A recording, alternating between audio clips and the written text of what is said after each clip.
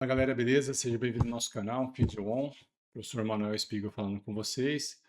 Hoje eu vou falar de um assunto, mas um assunto acho que talvez polêmico aí, né?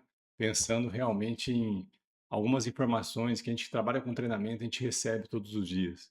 Então, quem nunca, né? Quem nunca recebeu informação assim, o meu médico falou para mim procurar uma academia, procurar fazer um treinamento de força. Eu tenho que fazer treinamento de força para que eu consiga, no caso, melhorar minhas dores, né? Ou melhorar, enfim, o status da minha saúde, por exemplo, tá? E o médico enfatiza sempre isso, vai fazer um trabalho de força e alongamento, né? Então, quando manda os alunos, né, os clientes aí para academia. Então, eu queria só elucidar um pouquinho nessa aula, falando um pouco sobre algumas coisas que são tão importantes quanto e são pouco faladas, tá? Então, para quem não conhece nosso canal aí, deixa o seu like pra gente, tá? Compartilha o vídeo aí para mais amigos, né, ver o conteúdo. E quem não está inscrito no canal, coloca aí, se inscreve no canal pra gente, beleza? Para que a gente consiga criar mais conteúdo para vocês com essa qualidade e até melhorar um pouco mais ainda, tá? E se tiver alguma coisa que vocês querem perguntar, deixe nos comentários aí pra gente, beleza? Então vamos lá, pensando numa aula e pensando em alguns pontos aqui em relação a treino. Então chega sempre um cliente para você, um paciente na academia, como aqui na Life CT também, a gente tem um trabalho com fisioterapia e treinamento personalizado. E muitos vêm para treinar força. Não, meu médico pediu para mim treinar força. Então, eu vou falar para vocês assim, ó. Vamos pensar numa articulação, tá? Então, todas as articulações, quando a gente pensa articulação por articulação, ela tem que ter mobilidade, algumas articulações, tá? E estabilidade, algumas articulações. E quando a gente vai pensar na nossa articulação, quando a gente está mais novinho e quando a gente está mais velho, a gente fala tudo que tem ali na articulação, que são articulações sinoviais, ela tem uma cápsula articular, ela tem líquido sinovial lá dentro, ela tem muitos ligamentos, né, que mantêm a estrutura ligando osso a osso, e isso a gente chama de estabilizadores passivos, tá? Então, a articulação, basicamente, quando a gente está novinho lá, ela funciona bem. Então, ela tem uma dobradiça, vamos pensar assim, ela se movimenta, ela tem líquido sinovial ali dentro, cada movimentação que você faz produz esse líquido. Com o passar do tempo, a pessoa pode ter mais dificuldade de movimentar aquela articulação. Ela pode ter retração da cápsula articular e provavelmente muitas vezes dificultar os movimentos que a gente chama de artrocinemáticos, tá? A gente tem uma aula sobre isso aí também. Aí quem quer ver essa aula está lá no nosso conteúdo também, é só procurar no nosso canal aí. Mas esses movimentos artrocinemáticos podem ser atrapalhados, né? Pode ficar dificultando esses movimentos. Então, se eu vou pensar que a pessoa tem que fazer força, fortalecer a musculatura, essa articulação tem que estar movimentando bem. E quando eu não tenho os estabilizadores estáticos, né, que a gente fala passivos, trabalhando bem, que é a cápsula articular, os ligamentos ali, né, estabilizando essa articulação, eu tenho que realmente fazer um trabalho de força para estabilizar melhor, para trabalhar meus estabilizadores que a gente chama de dinâmicos ou ativos, tá? Para melhorar a função daquela articulação.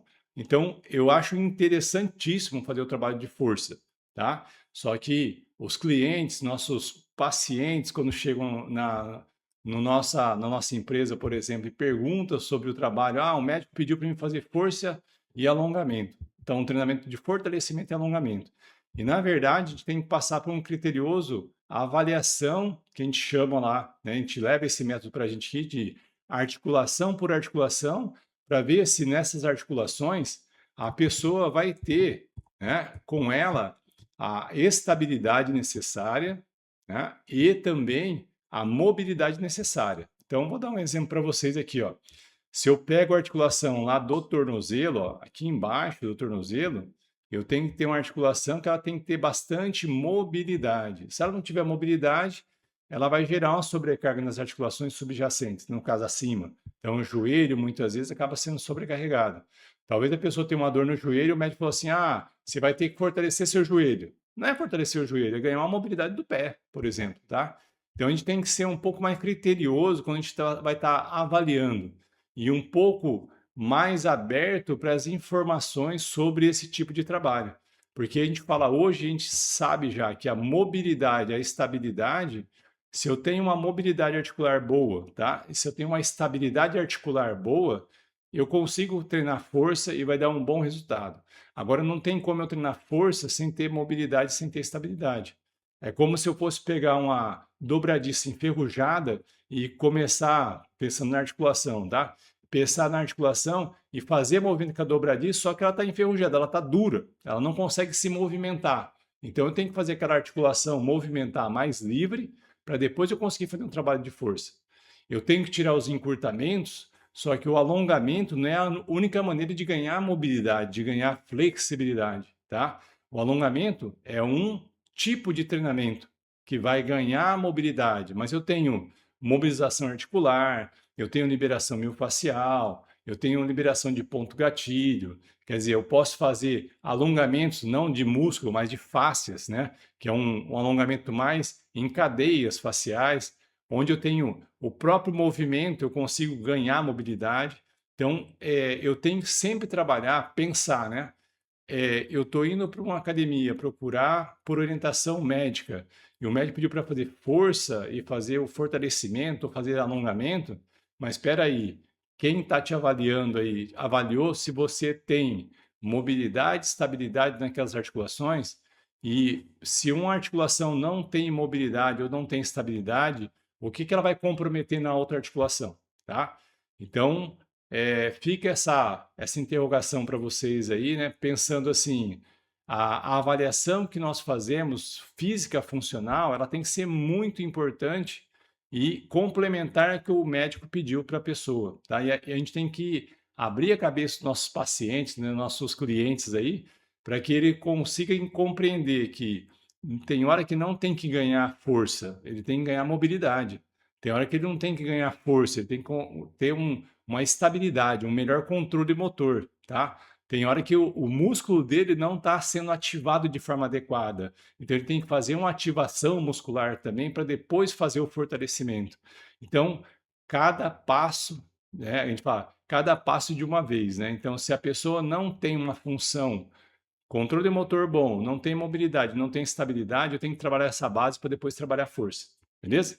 Ou depois voltar para o esporte. E com isso vai reduzir suas dores, vai reduzir, no caso, o retorno para o esporte vai ser mais rápido, só que a gente tem que ir passo a passo, tá? Então a gente não pode pensar só em trabalhar força e alongamento e achar que está tudo bem, tá?